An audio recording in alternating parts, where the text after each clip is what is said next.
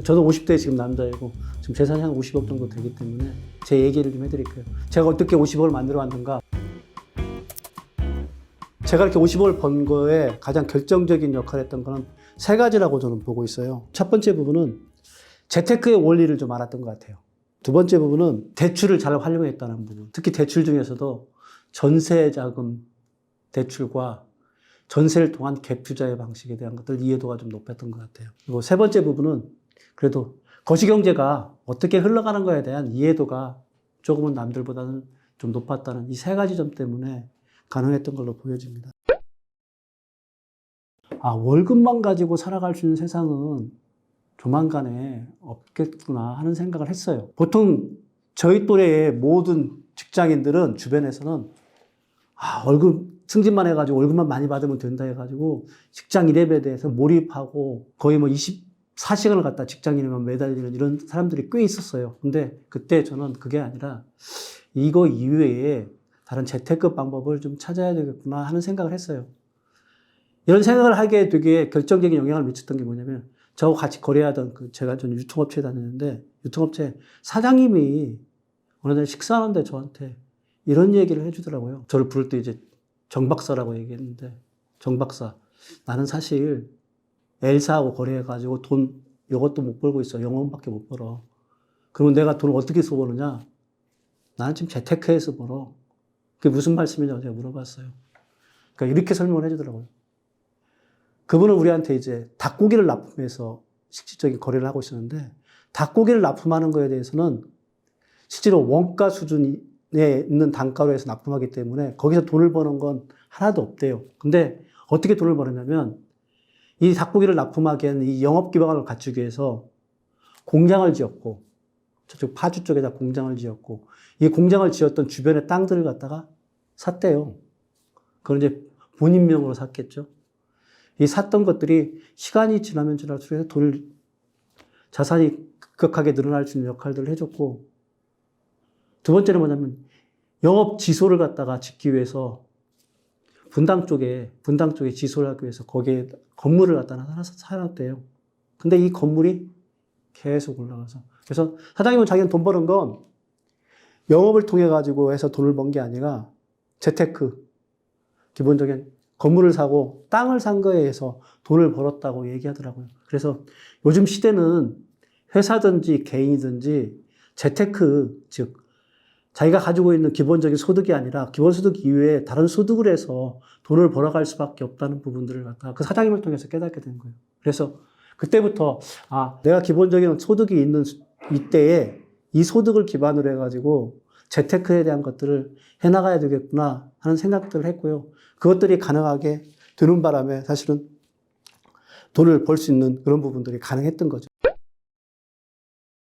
그리고 제가 재테크를 하기 위해서 투자했던 투자 종목이 뭐였냐면 부동산이에요.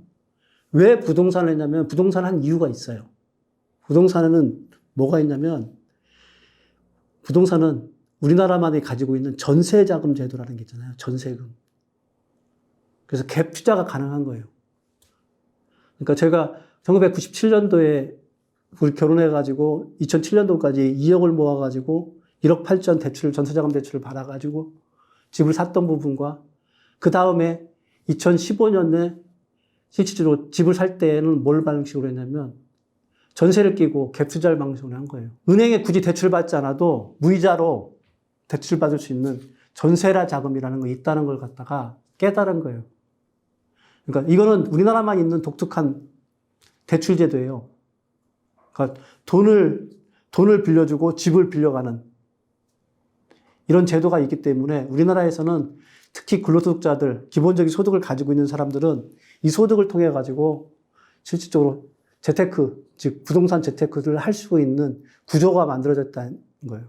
이 구조 덕분에 사실은 집을 살 수 있는 부분에 투자할 수 있는 가능성이 높았고요. 여기에 또 한 가지 뭐가 있냐면 대한민국은 인구 밀도가 세계에서 가장 높은 나라예요. 그래서 인구 밀도가 높다는 얘기는 무슨 얘기냐면 거기에서 살고 있는 사람들이 기본적으로 주거에 대한 안정성이 떨어지기 때문에 집에 대한 수요가 계속 미래로 가면 갈수록 더 퍼질 수밖에 없다 하는 부분에 대한 이해도가 있었던 거예요. 그러니까 전세제도, 그다음에 주거의 안정성을 추구하고 있는 수요자들이 많다는 점, 이 두 가지 부분들이 가능하기 때문에 집에 투자한다는 건 무조건 성공하리라는 건 깨달은 거예요. 그러니까 그래서 돈을 모아서 무조건 돈만 생기면은 계속 부동산에 투자를 할 수 있는 그런 마음들이 갖춰졌던 거죠. 그래서 이런 마음들에 대한 것들이 기반을 가졌기 때문에 돈을 모으는 역할들을 했고, 돈을 모으는 역할들을 가지고서 바로바로 투자할 수 있는 부분들을 가능하게 된 거죠. 그래서 재테크의 원리를 알았고, 돈을 모아가지고 부동산에 투자했을 경우에는 부동산이 가지고 있는 장점들이 그대로 십분 발휘된다는 것들을 이해할 수 있게, 그래서 부동산 재테크의 기본적인 이점들을 갖다 정확하게 이해했다는 점, 이 두 가지가 작용이고요.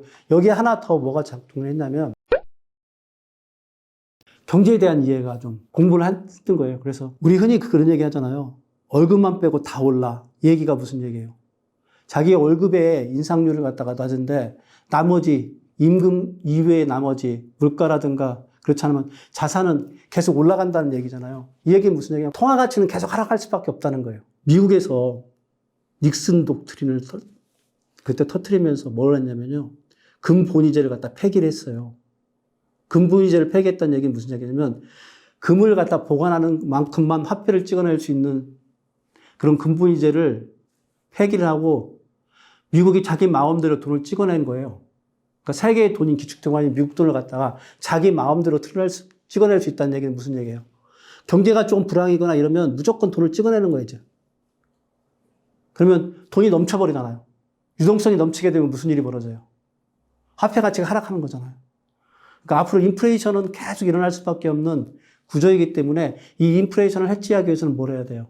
다른 투자, 그러니까 부동산이든지 금이든지 투자를 해서 인플레이션의 해치에 대한 것들을 해나가는 게 이게 바로 투자가 되겠구나 하는 생각들을 한 거예요. 그래서 거시경제에 대한 흐름들, 거시경제의 흐름이 어떻게 흘러가냐. 통화정책에 의해서 돈이 넘치고 모자라고 하는 그 과정들을 갖다 보면은 그 화폐의 가치가 지속적으로 하락할 수밖에 없는 이런 사회라는 걸 갖다가 깨달은 거죠. 그러니까 지금 집값이 올라갔다고 다른 사람들 얘기하는데 집값이 올라간 게 아니라 화폐 가치가 하락한 거가 맞는 거예요. 그래서 재산이라는 건 화폐 가치 하락을 갖다 해치하는 방식으로 해가지고 재산을 증식하는 방식들을 깨달은 거죠. 그래서 저는 이 세 가지에 의해서 기본적인 지금 50억을 만들어갈 수 있는 토대가 된 거예요. 첫째, 재테크의 원리를 알았다는 거. 우리나라만 가지고 있는 부동산 제도의 특징들, 대출 제도의 특징, 이 특징을 갖다 적절하게 이용했다는 거. 그리고 세 번째, 거시경제 흐름이 어떻게 흘러갈 건가에 대한 이해를 했기 때문에 가능했다는 거. 이래서 저는 50억 정도의 지금 현재 자산을 가져갔고요. 이 50억 정도가 자산을 가지고 나면 무슨 일이 벌어지냐면요. 이 다음부터는 더 자산이 기하급수적으로 급격하게 올라갈 수 있는 그 변곡점에 제가 50억을 가지고 있는 거거든요.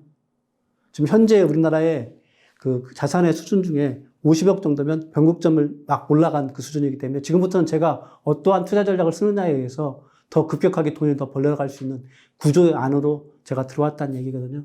그래서 기본적으로 투자를 생각하고 그래서 살아가시는 분들이라고 그러면 기본적인 그 자본주의 지금 사회가 가지고 있는 이런 특징들을 이해하셔서 기본적인 자산 구조를 토대를 50억 그런 자산 구조의 토대를 지금 현재라면 50억 수준까지 올려놓아야만이 경제적 자립을, 경제적 독립을 이룰 수 있는 얘기를 오늘 해드리고 싶었습니다.